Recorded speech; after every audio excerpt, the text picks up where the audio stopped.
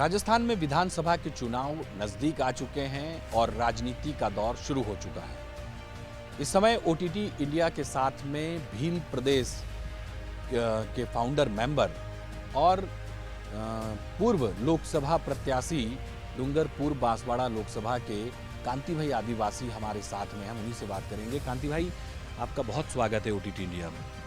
सबसे पहले आपके ओटीटी चैनल को हमारी ओर से जोहार, नमस्कार। आप हमारे इलाके में आए, धन्यवाद। आपके स्वागत के लिए शुक्रिया सर। कांति भाई, चुनाव नज़दीक आ गया है। पहला सवाल यही मैं पूछ लेता हूँ कि चुनाव का माहौल यहाँ पे कैसा है? अभी चुनाव का माहौल है, आगे आए तो कांग्रेस, बीजेपी और अन्य दल भी हैं, वो धीरे धीरे सक्रिय हो रहे हैं और चुनाव सर पे हैं। मान लीजिए 7-8 महीने बचे। आज ही विधानसभा के अंदर डूंगरपुर के ही विधायक गणेश गोगरा जी ने आरक्षण की बात की, 6% टीएसपी। ये टीएसपी की जो चीज़ें हैं कुछ लोग जानते हैं, कुछ नहीं जानते। जरा बताइए, ये क्या कांग्रेस विधायक ने उठाया है या ये पहले से चलता आया हुआ आप लोगों का ये मुद्दा है? सबसे पहले तो ये टीएसपी शब्द गैर संवैधानिक शब्द है, वो संवैधानिक शब्द नहीं है। ये अनुसूचित क्षेत्र शेड्यूल एरिया है। तो शेड्यूल एरिया के अंदर जो डिमांड कर रहे हैं, ये डिमांड गणेश गोगरा की नहीं है, न बीजेपी की, न कांग्रेस की है। ये डिमांड आदिवासी समुदाय की है, जो कभी बहुत समय पहले से मांग करता आ रहा है। इस इलाके में जो आदिवासी समुदाय रह रहा है वो पिछड़ा हुआ है, शैक्षणिक तरीके से, आर्थिक तरीके से, सभी तरीके से पिछड़ा हुआ है। तो यहाँ जो सरकारी नौकरियाँ हैं वो इस यहाँ के आदिवासियों को नहीं मिल पा रही है। तो आदिवासी की डिमांड थी, तो इस डिमांड को भी चुनाव आ रहे हैं, इसलिए विभिन्न पार्टियां अपने ऊपर लेकर उसको हवा बना रही है। ठीक उसी प्रकार से गणेश गोगरा भी हवा बनाने के लिए लगे हुए हैं, और चाहे कोई भी विधायक हो वो अपना राजनीतिक स्टंट दिखाने के लिए इस प्रकार के मुद्दे अभी विधानसभा में उठा रहे हैं। लेकिन ये मुद्दे आदिवासी समुदाय का है, किसी व्यक्ति विशेष का नहीं। ट्राइबल आरक्षण पे ही क्यों राजनीति की जा रही है? सर, ऐसा है कि 75% ट्राइबल है यहाँ पे, समथिंग 80%। तो आदिवासियों को एक वोट बैंक समझ रखा है। तो आदिवासी को अपनी ओर लुभाने के लिए ही तो राजनीति की जाएगी। और दूसरे समाज तो यहाँ कम मात्रा में है, और वो थोड़े से, कोई आपका दलित है, कोई जनरल समाज है जिसमें जनरल में ब्राह्मण है, बनिया है, जैन है, राजपूत हैं, अन्य समाज हैं, यहाँ माइनॉरिटी भी है, लेकिन सबसे ज़्यादा आदिवासी समुदाय है। इसलिए आदिवासियों पे ही ट्राइबल वोट बैंक को लेने के लिए इस प्रकार की राजनीति यहाँ पे होती है। अली भाई, आप तो लोकसभा का चुनाव लड़ चुके हैं और आपने हमेशा समरसता की बात की, सामाजिक समरसता की बात की। इस तरह के मुद्दे विधानसभा में उठाना, और क्या जातिवादी राजनीति और क्या पिछड़ा और अगड़ा के बीच में कोई एक लाइन खींचने का प्रयास किया जाता है हर बार चुनाव आता है? नहीं, ऐसा नहीं है। ये जो डिमांड है वो आदिवासी समुदाय की डिमांड है, और ये अनुसूचित क्षेत्र है। ये जो इलाका है वो आपका 1874 से, आज़ादी से पहले अंग्रेजों के समय में आदिवासियों ने लड़ झगड़ के इस इलाके को डिजाइन करवाया था 1874 में। फिर 1919 का अधिनियम आया, 1935 का अधिनियम आया, और 1949 का जो संविधान बना 50 में लागू हुआ, उसमें भी वही एक्ट जो आदिवासी लड़ झगड़ कर आए थे वही एक्ट इस संविधान में लिया गया है। तो ये कुछ लोग समझते नहीं है, ये समझते हैं कि भाई हम लोग कर रहे हैं। नहीं, ये गलत बात है। ये आदिवासी पुरखों ने लड़ाई लड़ी थी, टंटिया भील ने लड़ी, तिलका मांझी ने लड़ी, और हमारे यहाँ पे कालीबाई प्लासो, बहुत सारे अनगिनत जो हिस्ट्री है, जो आज की तारीख में भारत में आदिवासियों का, ट्राइबल वॉरियर्स का इतिहास दबाया गया है। तो उनकी लड़ाइयाँ थी, उन लड़ाइयों को हम लोग प्रेरणा लेकर हमने जनजागरण किया इस इलाके में। तो आज की तारीख में चाहे कांग्रेस का हो, चाहे बीजेपी का हो, चाहे दूसरे नेता हो, वो आ रहे हैं और इस प्रकार की हवा फैला के वोट बैंक को अपनी ओर खींचने का प्रयास कर रहे हैं। जनता यहाँ की जागरूक है। हम लोग 2015-16 से आदिवासी परिवार एक विचारधारा डेवलप करके बिल प्रदेश के नाम से हम लोग जनजागरण कर रहे हैं, जिसमें हमारा बिल प्रदेश विद्यार्थी मोर्चा इस उदयपुर संभाग में आज की तारीख में 18 कॉलेज पे छात्र संघ पे कब्जा जमाए हुए 18 कॉलेज में हमारे अध्यक्ष बने हुए। और दूसरा हमारा ये डूंगरपुर का कॉलेज है, इसमें हम लोग अनवरत 5 बार जीते हुए हैं। तो ये समझ रहे हैं कि इनकी ज़मीनें खिसक रही है, इसलिए हमारे मुद्दे वो विधानसभा में उठा रहे हैं। उठाइए, कोई बात नहीं। एक सवाल ये भी है कांति भाई कि क्या बांसवाड़ा डूंगरपुर आज भी क्यों यहाँ पर विकास अटका रहता है? क्यों पिछड़ा जिला माना जाता है? सब देखिए सर, ऐसा है कि बांसवाड़ा से हमारे हरदेव जोशी मुख्यमंत्री रहे पहले। इसके बाद में यहाँ पे जनरल वर्ग के भवानी सिंह जोशी भी मिनिस्टर रहे। इसके बाद में ये इलाके में आपका अभी वर्तमान में महेंद्र मालविया मिनिस्टर हैं कैबिनेट स्तर के, अर्जुन बावड़िया कैबिनेट स्तर के मिनिस्टर हैं, ये डूंगरपुर में चाहे बीजेपी था उस समय सुशील कटारा मंत्री थे, उधर धन सिंह रावत मंत्री थे। यानी ये इलाका जो कहीं वाया है, इसको बोलते हैं जैसे अपनी बस चलती है तो कहीं रुकाव होती है, तो राजस्थान जो विधानसभा में जाने के लिए ये एक वाया है, यहाँ रुकना पड़ता है किसी भी पार्टी को। इसलिए ये लोग ये मात्र उसको आपका नेता का एक पदवी दे देते हैं, लेकिन मुझे ऐसा लगता है कि वो जो ओरिजिनल पावर होता है, जो दिखाने का या फिर कार्य करने का, वो पावर नहीं होता है। नथ की नकेल किसी और के पास में रहती है और वो खींचते रहते हैं कि नेक्स्ट में आपको टिकट नहीं मिलेगा, हम कहते हैं उतना ही करो, हम कहते हैं उतना ही करो। इसलिए 150 यहाँ आपके 17 विधायक बनते हैं इस इलाके से, 17 में से भी 2 वर्तमान में हमने भेजे थे, वो विधानसभा में बोल रहे हैं। उसी बात को लेके कांग्रेस बीजेपी के नेता भी बोलना प्रयास चालू किया है। 70 साल से तो बोल नहीं रहा था कोई, अभी हमारी विचारधारा वहाँ पे दो व्यक्ति गए हैं, उन व्यक्तियों की वजह से सारे बोल रहे हैं। मुझे ऐसा लगता है कि डूंगरपुर बांसवाड़ा का चाहे आपका एक सांसद भी रहा हो, चाहे बीजेपी कांग्रेस के बनते रहे हैं और यहाँ के एमएलए एमपी बनते रहे हैं, लेकिन यहाँ के क्षेत्र का विकास पूर्ण रूप से नहीं हो पाया है और वो करना नहीं चाहते या फिर आगे से सरकार देना नहीं चाहती। अब ऐसा है कि एक बार में सारा काम दे देंगे तो आने वाले समय में वोट कैसे मांगेंगे, उनके पास मुद्दा क्या रहेगा। उनके पास एक मुद्दा है, पहले जैसे हम भारत में देखते आए हैं कि हिंदू मुस्लिम का एक मुद्दा आता था, लेकिन अभी हिंदू मुस्लिम का दंगा उन्होंने मुद्दा ख़त्म कर दिया, अयोध्या में राम मंदिर बना दिया, अब कुछ बचा नहीं है। तो आदिवासी इलाके में ट्राइबलों को लेके एक मुद्दा उठाते हैं ये कि हम आदिवासियों का ये कर देंगे, वो कर देंगे। ये 70 साल से उन्होंने 5वीं अनुसूची लागू नहीं किया। यहाँ का जल जंगल ज़मीन का अधिकार है, फॉरेस्ट राइट एक्ट का 2005 में बनाया, आज भी आदिवासी तड़प रहे हैं और एक को भी उन्होंने पट्टा नहीं दिया। पट्टा देते हैं कि वो आदिवासी कम से कम 12 बीघा पे वो कब्जा जमा के बैठा हुआ है, खेती कर रहा है, कुएं बावड़ी है, लेकिन वो मात्र एक मकान का पट्टा देते हैं। तो इस प्रकार से ये देखें और भी देखते हैं हम लोग, आर्टिकल 275 का पैसा केंद्र सरकार से इस ट्राइबल इलाके के लिए आता है, राजस्थान सरकार का अलग से बजट घोषित होता है इस इलाके के लिए, करोड़ों अरबों रुपया आया है, लेकिन वो रुपया गया कहाँ, हमको तो आज तक मिला नहीं है। ये बोलते हैं कि हमने इस इलाके के विकास के लिए पैसा लगाया, वो जो अभी हम लोग देखते हैं कि आदिवासियों का जो पैसा है ट्राइबल मद का, वो उदयपुर का एसपी कार्यालय को सज रहा है, डूंगरपुर में दूसरी जगह पे नॉन ट्राइबल के इलाके में उसको खर्च किया जा रहा है। ये जातिवाद की राजनीति नहीं करके मैं संवैधानिक शब्द बता रहा हूँ।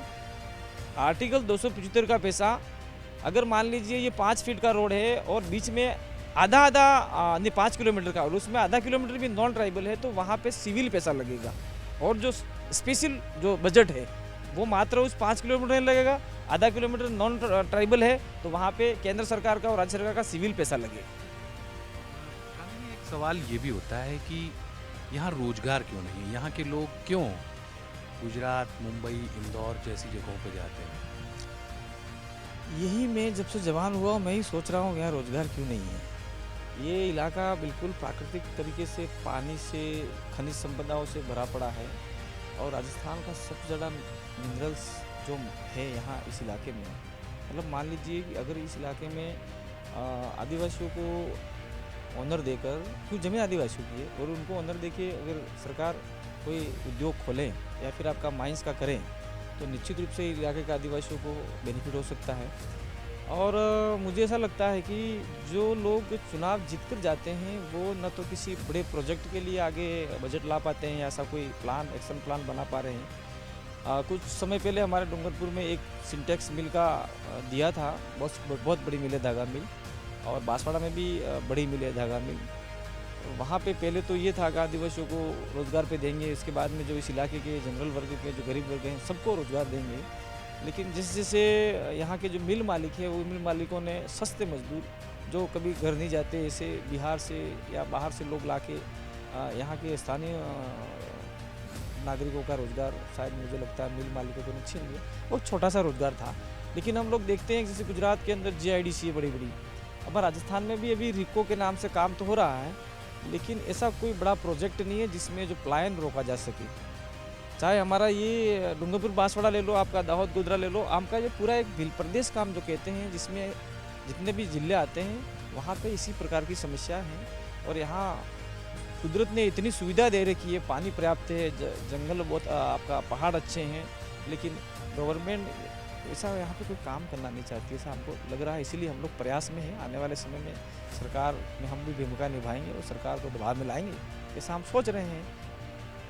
ये सवाल भी हो जाता है कि ट्राइबल एरिया के जो रोड की हम बात करें, अगर वहाँ पर जाना है, हम भी जाके आए, काफ़ी जगहों पे रोड टूटे हुए हैं, कागजों पे ही रोड बनते हैं क्या यहाँ पे? मैं आपके चैनल को इस बात के लिए बहुत बहुत धन्यवाद दूंगा, क्योंकि कोई रोड है, चाहे आपका कोई भी रोड बनता है जिसका उसका बजट मान लें अपने उदाहरण के रूप में 5 करोड़ रुपया, तो उसका टेंडर होता है 5 करोड़ का, तो गवर्नमेंट ने उसका एस्टीमेट निकाला है 5 करोड़, और उसके बाद में उसका जो नीलामी होती है तो वो 4 करोड़ 80 लाख, फिर कोई 4 करोड़ 50 लाख, फिर कोई 3 लाख, आपका 3 करोड़ तक आ जाता है। गवर्नमेंट ने उसको 5 करोड़ में एस्टीमेट निकाला है, मतलब इसमें अच्छा रोड बन जाएगा। तो वो जो 5 करोड़ से नीचे वाले ठेकेदार जो रोड ले रहे हैं, न तो किसी गवर्नमेंट का उसकी ओर ध्यान गया, न किसी नेता उसकी ओर ध्यान गया है। वो जो रोड बन रहा है आपका बिलो पेमेंट में, बिलो बिल में, कम में, तो उसके बाद में मुझे ऐसा लग रहा है कि ठेकेदार कमा रहा है, यहाँ के अधिकारी कमा रहे हैं, यहाँ के नेता कमा रहे हैं, फिर छोटे मोटे जो दबाव वाले लोग हैं वो कमा रहे हैं। 3 करोड़ का रोड है, फिर वो रोड आपका 2 करोड़ के आसपास आके बैठ जाता है, तो फिर रोड चलेगा? ये रोड चल नहीं रहा है। इसलिए सरकार की पारदर्शिता नहीं है इसके ऊपर, ठेकेदार की पारदर्शिता नहीं है, और जितना भी सामग्री हो रही है वो घटिया किस्म की हो रही है। फटाफट टूट जाए और उसके बाद में हम नया बनाएंगे, तो क्योंकि ट्राइबल का फंड का बहुत सारा पैसा आता है केंद्र सरकार से और राज्य सरकार के, वो पैसा खाने के लिए लोग रोड सही नहीं बना रहे हैं। और यहाँ तक सर मैं बताऊँ कि भवन बनाने वाले अभी तक जिंदा है, लेकिन भवन बूढ़ा हो गया। तो ये बहुत सारी समस्या इस इलाके में है। एक चीज़ और, हम लोग ट्राइबल एरिया में घूमे बहुत सारे, और यहाँ के जितने भी वहाँ के CHC हों, PHC हों या जिला अस्पताल की हम बात करें, मुख्यमंत्री कहते हैं कि चिरंजीवी योजना, लेकिन जिन अस्पतालों की हमने मुलाकात ली, जिला अस्पताल की हो या CHC अस्पताल की मुलाकात ली हो, वहाँ पर हमने देखा कि मरीजों की, और विशेष करके ट्राइबल एरिया के जो मरीज हैं वो बेचारे जा नहीं सकते हैं, अहमदाबाद नहीं जा सकते हैं, उदयपुर नहीं जा सकते, क्योंकि उनके पास में इतना पैसा नहीं होता है, और वो वहाँ पर ही मजबूर होते हैं गंदगी में बिना डॉक्टर के इलाज करवाने के लिए। ये परिस्थिति क्यों सहन करनी पड़ रही है? विशेष तौर से आदिवासी समुदाय को इसका सबसे ज़्यादा नुकसान उठाना पड़ता है। ऐसा है सर कि ये जो आपका चिरंजीवी योजना है वो उसका हम स्वागत करते हैं, क्योंकि यहाँ का आदमी बहुत गरीब है।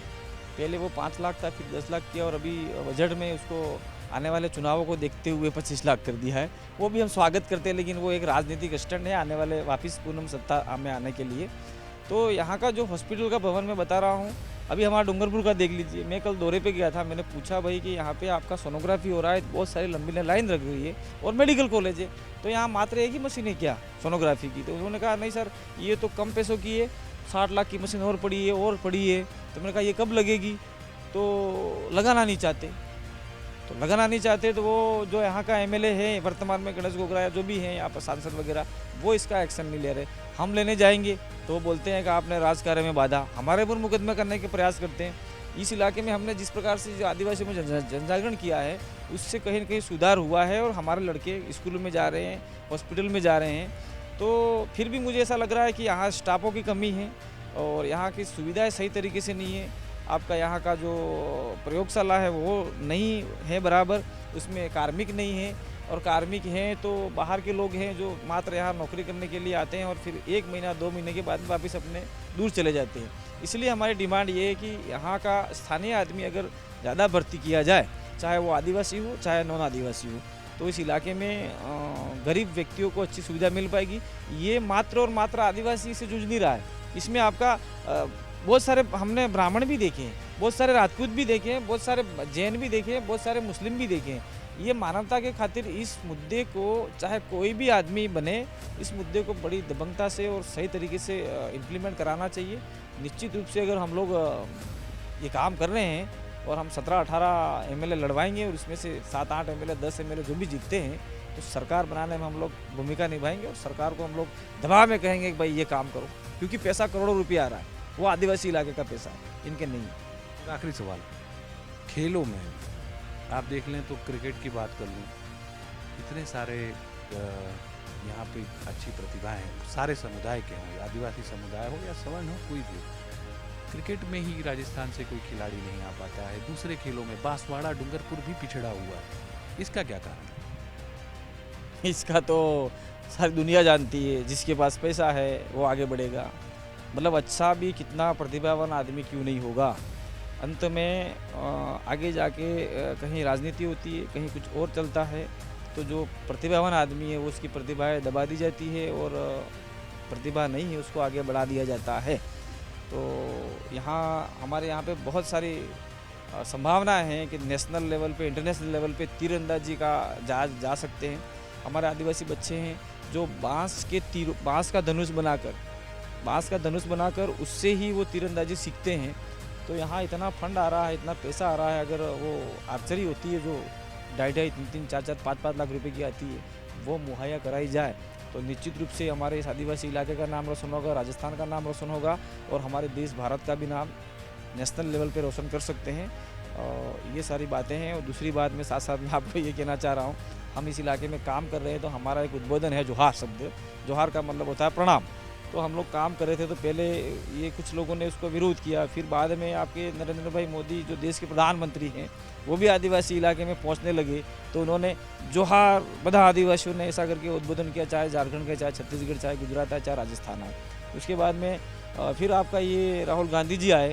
राहुल गांधी जी ने भी जोहार जय आदिवासी करके सभी को संबोधन किया और राहुल गांधी ने इवन यहाँ तक बोल दिया कि आपका जो 5 जनवरी 2011 का जजमेंट आया हुआ है कैलाश बनाम आंध्र प्रदेश सरकार, कैलाश बनाम महाराष्ट्र सरकार का, नंदाभाई भील का, रियल ऑनर ऑफ इंडिया आपका आदिवासी है ऐसा। तो राहुल गांधी ने कहा देश का मालिक जो आदिवासी है, ऐसा अभी वो बोल रहे हैं। इसके बाद में अभी देश की जो आपकी महामहिम हमारे राष्ट्रपति बनी, उन्होंने नमस्कार जोहार करके उद्बोधन दिया, तब जाके कुछ हमारा इस शब्द को लोग मान रहे हैं।